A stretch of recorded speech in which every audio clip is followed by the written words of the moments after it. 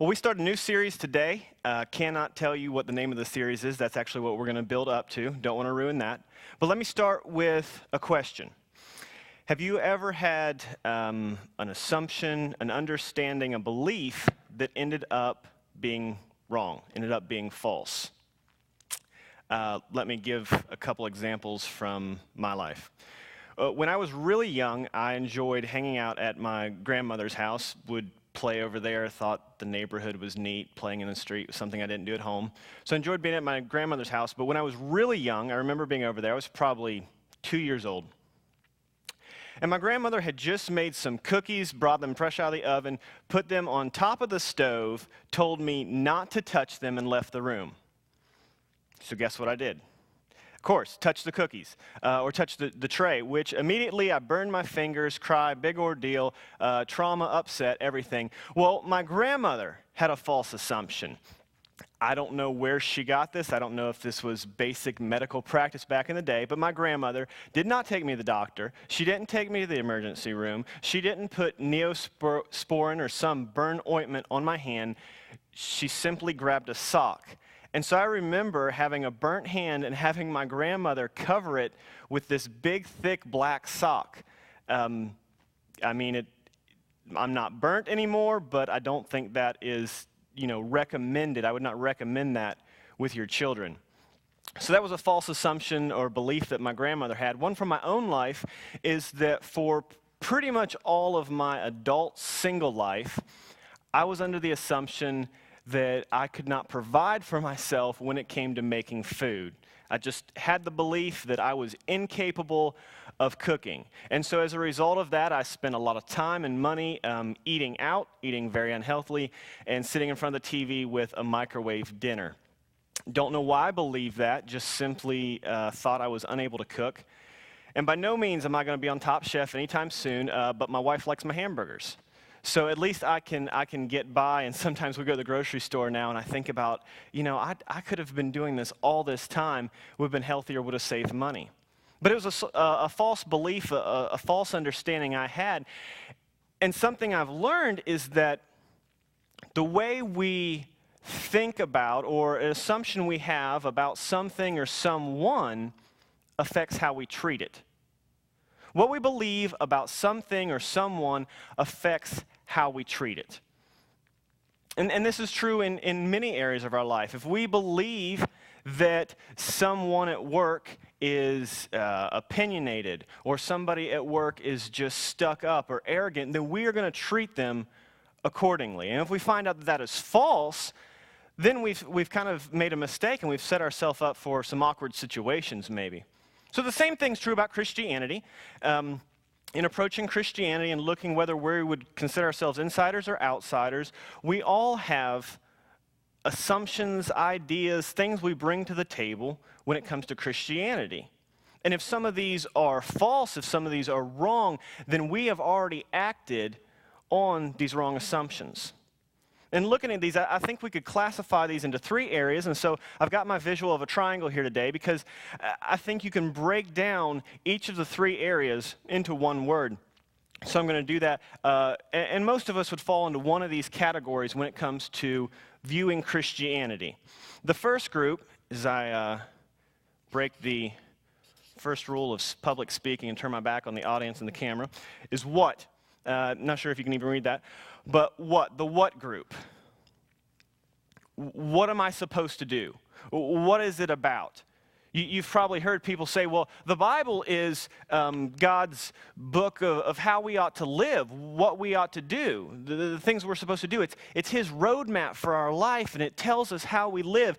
And a lot of Christians categorize and see Christianity as a what religion or a what belief system.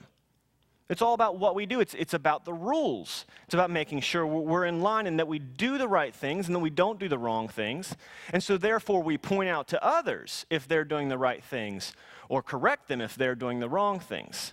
Very much about what we do, and that defines who we are or our belief or Christianity.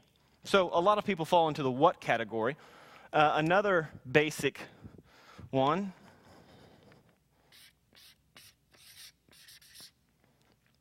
is how. how are we supposed to do things? The Bible gives us steps, right? Jesus was an example, and we're supposed to follow his example. So the how group, they're going to say, well, it's not just what we do, but it's how we do it that's important. Because we can do the right thing in the wrong way, right? So it's about how we do it. And this is probably the group that marketing, and again, not all of this is just related to Christianity, but this is probably the group that has been played to most in marketing and sales today. If you look at some of the best-selling books, they're self-help. They're how to accomplish things, how to do things. So any book or lecture or seminar that would be something like 7 Steps to Financial Freedom is playing towards the how. It's giving us that plan, that how we do it. It's giving us that assurance that we seek sometimes to know we're doing right because we're following the proper steps. So we do. We have 7 steps to financial peace, 10 game plans to a better marriage, 21 processes to stress-free living, which doesn't really make a lot of sense. But how? And then our final group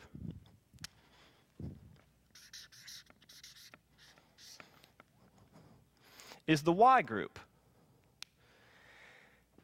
And from my experience, I would just say that the why group is probably the fastest growing movement, if you will, within Christianity. A lot of younger Christians, our emerging culture, the emerging movement is really built around why. And so you would hear lectures and teachings that the Bible's really a book of why, right? It's a mirror that we look at and judges our emotions. And so why we do something is important. Why we do the Christian acts is important. It's not just what we do. It's not how we do it. It's why we do it, and the motivations being pure. And these groups all have their different Bible verses. They would all say that there's different things. What we do is important. How we do it is important. Why we do something is important because, after all, man looks on the outward appearance, but God looks on the heart. God knows the motivation, so why is important? Well, Jesus came as an example, so how is obviously important. Well, what we do sets us apart from everybody else, and we're supposed to be set apart. And what I remember back when I was a youth pastor, I also worked with the college group a lot at that church. And I was a part of one particular summer Bible study for college students. Well, they were out over the summer. And we met early in the morning every Thursday, I think it was, and we just had a Bible study. And this was not the kind of Bible study that you bring your non-Christian friends to and, want to introduce them to Jesus and his practical implications for your life. This was a bunch of church nerds sitting around discussing things that made our heads hurt, or at least mine. I remember one time in particular, we were having a discussion, and who knows, it could have been free will versus predestination. It may have been black holes or do aliens exist. I don't know. It was something deep like that. And there were very obviously 2 sides to the discussion. There was one group that believed one thing, one group that believed another. They both had Bible verses. They both made good arguments. That was kind of the process of the Bible study. And then we all got up to leave. And there was one girl who started wigging out. She just couldn't handle it. She said, no, it can't be over. You didn't tell me what I'm supposed to do. Which side is right? How am I supposed to know what to do? She was very much a what person, so her understanding was filtered through that. And if we didn't tell her what to do, then what was the point of opening the Bible in the first place?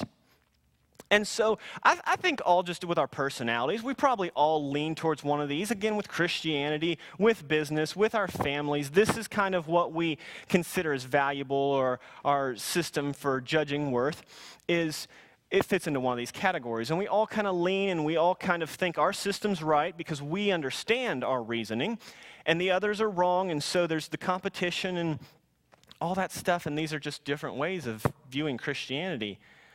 But I think there's got to be something different here. With as many people as there are on different arguments, does it really come down to, well, one of these are right and the others are wrong? Is this how we view Christianity, or are there some false assumptions here? So let's turn. I think there's a Bible passage that speaks to this very well. So we're going to look at 4 verses in 2 Peter. And Peter was someone who I think has a lot of authority to speak into this conversation. Peter was someone who was a disciple of Jesus. Peter was the one who walked on the water when Jesus called him out of the boat. Peter was the one who, when Jesus said, "Who do you think I am?" Peter was the one who said, "You're the Christ, the Son of the risen God." And in response to that, Jesus said, "You're right, and that truth is what I'm going to build my church upon." And we saw Peter kind of take that challenge personally. In the book of Acts and throughout the Bible and church history, we see Peter as one of the first ones stepping up, being the first pastor, you could say, or the first church leader, the one who preached to the multitudes, and the one who really was behind a lot of the movement early in the Christian movement. So I think, again, being somebody who was key in the foundation of Christianity, Peter's definitely somebody who could speak to this topic. So let's look and see what he has to say. 2 Peter, starting in chapter 1, verse 1. Simon Peter, a servant, he's just introducing himself, telling us that he's the author of this book, an apostle of Jesus Christ, to those who through the righteousness of our God and Savior, Jesus Christ, have received faith as precious as ours. Grace and peace be yours in abundance through the knowledge of God and of Jesus Christ our Lord.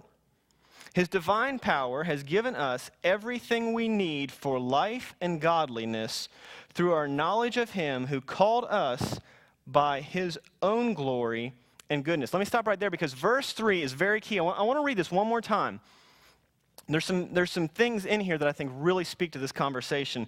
Well, verse 3, Peter says, his divine power, talking about God's, because he's talking about God in the first two verses, his divine power, God's divine power, has given us everything we need for life and godliness. I think he captures right there what the whole discussion is about, what we're looking for.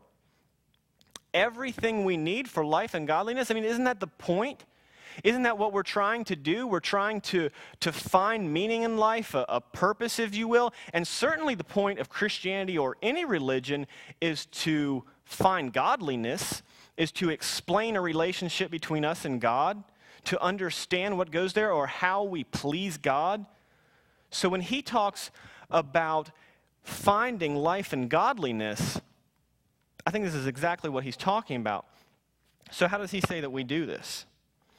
Well, verse 3, he says, his divine power has given us everything we need for life and godliness through our knowledge of him who has called us.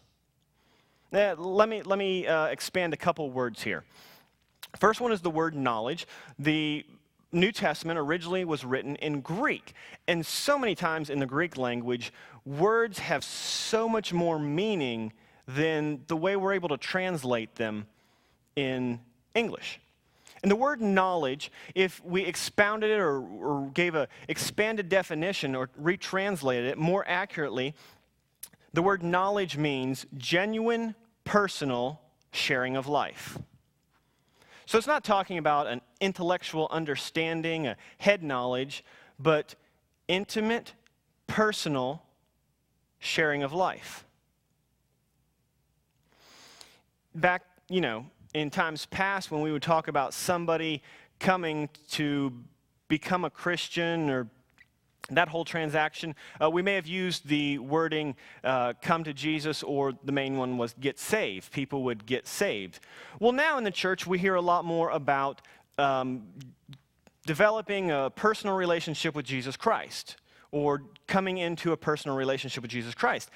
The term relationship with Jesus Christ is actually nowhere in the Bible. So there's a conversation, should we even be using that? Is that proper theology?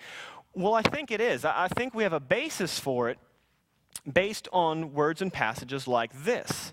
Because when he talks about knowledge of God, and we see that the word actually means genuine personal sharing of life, it sounds like a relationship with me. So he's saying that comes through that relationship, that knowledge or that personal sharing of life, who called us. And the word called is referring to salvation. Basically, the calling Jesus gave again and again throughout his ministry, throughout his life, come follow me. Receive salvation, become a follower of me, live this life. And so he is talking about Christianity, our subject here. And so it seems like he points that there's a better way. It's not about what we do and focusing on our actions or how we do it and make sure the process is right or why we do it and just analyzing that almost to a point of inaction. But rather, he said, everything we want in life and godliness comes through our knowledge of him, our relationship with him, our personal, genuine sharing of life with him. It's almost like Peter has a new word to introduce us to.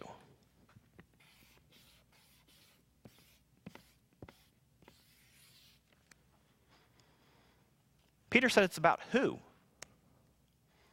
It's about a person. It's about him. It's about God. And I look at this, and I look at this passage, and I think that's exactly right. I mean, Jesus came to found Christianity, to start a new way of living. It's all centered around who he is. And who God is all we need. Who God is all we need. Verse 3 is key to this passage. I really like the way it is worded in the Message translation. Let me read that to you. So 2 Peter 1:3, this is from the Message, says, everything that goes into a life of pleasing God has been miraculously given to us by getting to know personally and intimately the one who invited us to God. So basically, everything we're looking for, everything we're striving for in our life, and the reason we come to religion, seeking something more, all of that is satisfied by getting to know personally and intimately the one who invited us to God, Jesus. All the answers are solved through him. He is the who of Christianity. He's who it's all about. So that's the series we're going to be in. Who? We must, to get to know God, and we want to look at the things that the Bible has said about God and that God has revealed about himself through the Bible. But before we can do that, we have to understand that he is the center of this whole belief system, this whole world that we choose, this whole message that we accept. It's all about him. And I have to tell you, this is such good news. See, we may want to kick back against this a little bit and think, well, this isn't right because we're thinking of the term who, or the concept of who, in relationship to who we are. See, if my life is about what, then I feel okay with that. You know, most of the time I do the right thing. I have my what in order and feel pretty good about being judged on what I do. Even how. I'm a pretty systematic thinker. I have, intentionality behind what I do. And if you want to look at my how and judge me on that, I'm okay with that. And even some of us, we would be okay with our why being what defines us, because it's the thought that counts, right? And our motives are good and we have good intentions. But if we realize that we would be judged on who we are, or we stop and think about who we are, then it gets a little bit harder to hide from that. I mean, that's going kind of deep, cutting to the core. So that's how we understand this concept, but you have to realize who God is a whole different kind of who. See, if we want to improve ourselves, if we want to try and do better, we focus on our habits. We focus on what we actually do, right?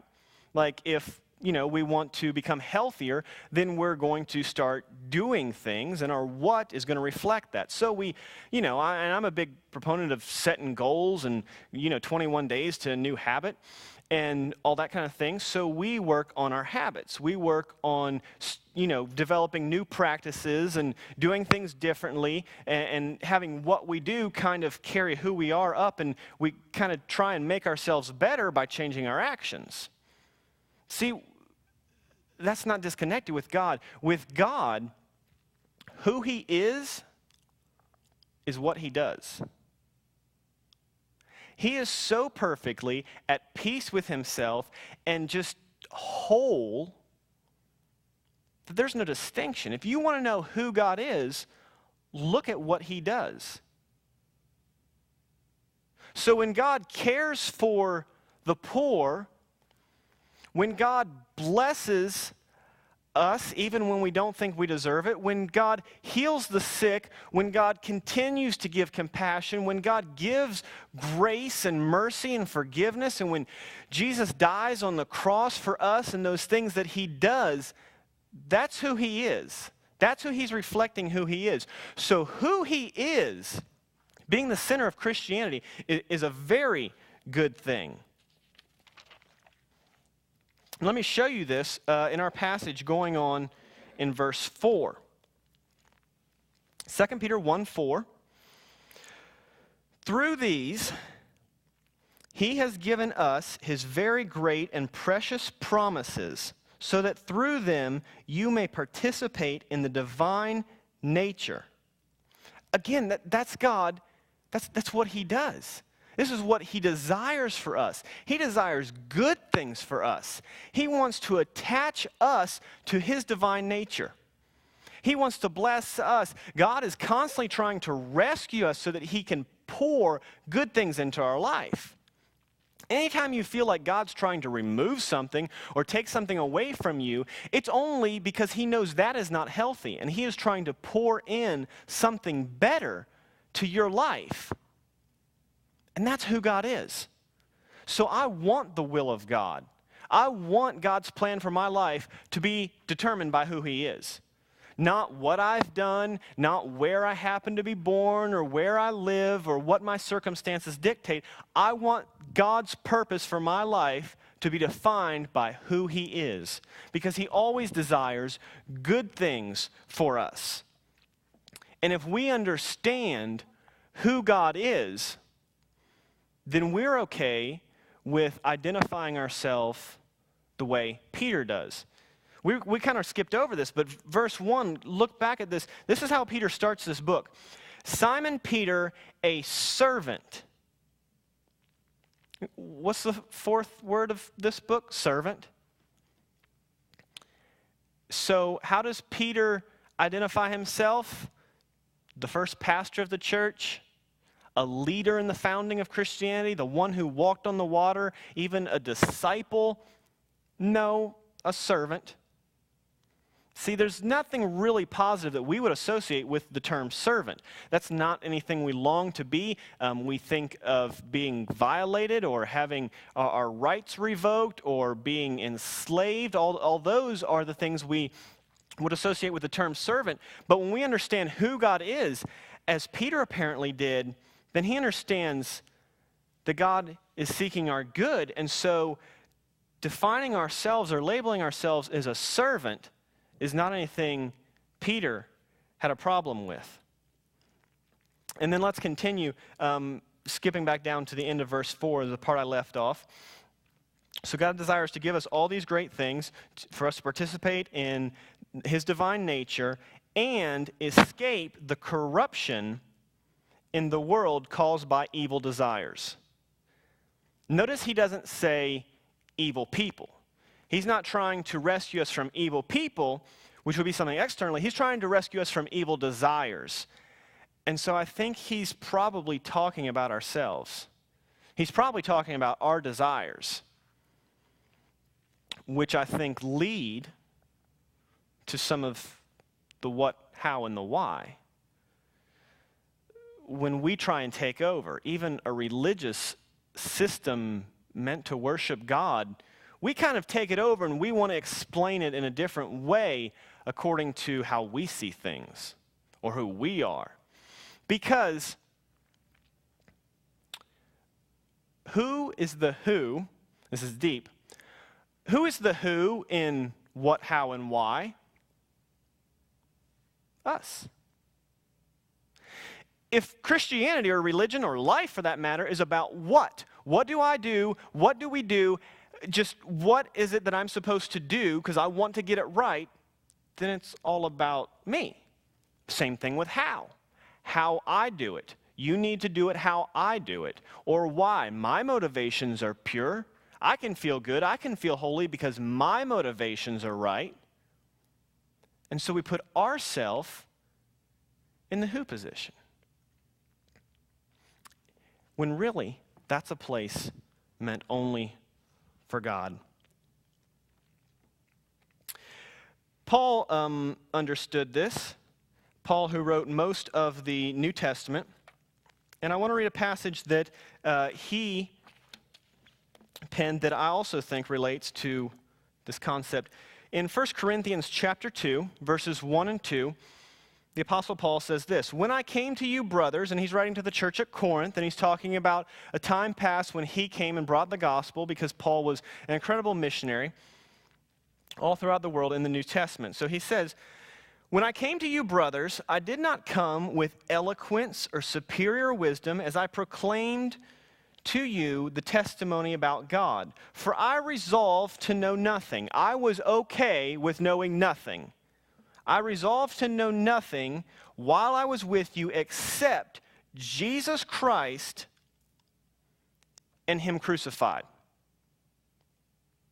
Paul, being the first one who brought the gospel, who saw himself as the personal ambassador of the message of Jesus and the movement of Christianity, and in the New Testament they called it the way, and just this new concept and this new movement that was started around this person, Jesus. He says, you're used to religious leaders who have all the answers. You're used to religious leaders who can tell you what to do and how to do it and enforce rules and laws and make you feel spiritual or make you feel condemned. And Paul says, I didn't care about any of that. I resolved I was okay with knowing nothing except the person of Jesus Christ. Because that's what it's about. That's what Christianity is about. Christianity is about who God is. Because we can't judge on that. If it's about what, if it's about how, then we can point out when other people are out of line. But if it's about who God is, then all of a sudden we have to make sure we're right, that we're in the right place, that we've got Him there. And that we understand that who God is all we need. So no matter where you are in relation to Christianity, you may be a lifelong Christian in deep, involved in church for many, many years, or perhaps you're on the outside, you don't even know why you're here, why you're listening to this, you just are not interested in Christianity. No matter where you are in relation to Christianity, all I want us to realize today is that Christianity is about who God is. That's the point. Because if we have these false assumptions, these false ideas, it's going to result in us acting inaccurately. It's going to lead to wrong behaviors.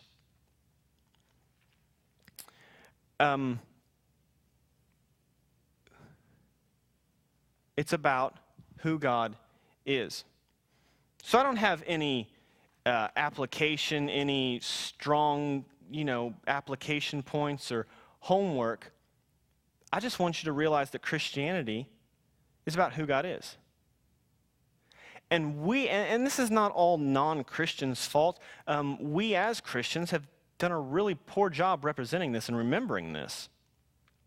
Ever since Google went all psychic and thinks it can predict what you're going to search for, you start typing a couple words, and based on those words, it kind of gives you a predictive text based on the most popular searches, which can cause for some interesting searches. But in preparation for this, I went to Google and I typed in, Christianity is all about, and then I stopped. And the first predictive response was rules. Christianity is all about rules. That's what people are typing into Google. And the next couple were pretty much similar to it. That's kind of how we've become defined. We've taken the focus off of God and said, nah, it's about what we do. It's about following the rules. It's about how we do it. It's, let's sit down and have a discussion about why we do what we do. No, Christianity is about who God is. And that's all I want you to understand today. We'll move forward and we'll talk about other things. But we have to understand, whether we're an outsider or insider, that Christianity is about who? And this would change a lot in our lives. We're feel led to share our faith at work, and somebody says, well, I thought Christianity was, just about following a bunch of rules. No, it's about Jesus. It's about God. It's about who he is. You may not even be a Christian, but, subject comes up somehow, or you read something online that says Christianity is about, going to church, and it's about reading the Bible. And, well, some Christians choose to do that, and they think that it's healthy. But at its core, Christianity is, I think, just about who God is. Well, Christians believe that you have to go on mission trips and you have to give the church a bunch of your money. Some people believe that helps them grow in their faith. But that's not what Christianity is about. Christianity is about God. It's about who he is. Because who God is all we need. Let's pray. God, I thank you for who you are.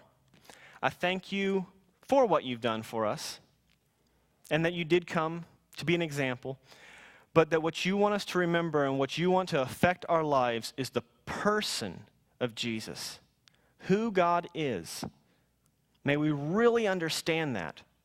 May we really embrace that as the core of our belief, and realize that to understand you and to understand what you have told us about yourself, we must realize that you are our belief. You are the object of our faith. Christianity is all about you because you're all we need. Praise in Jesus' name. Amen.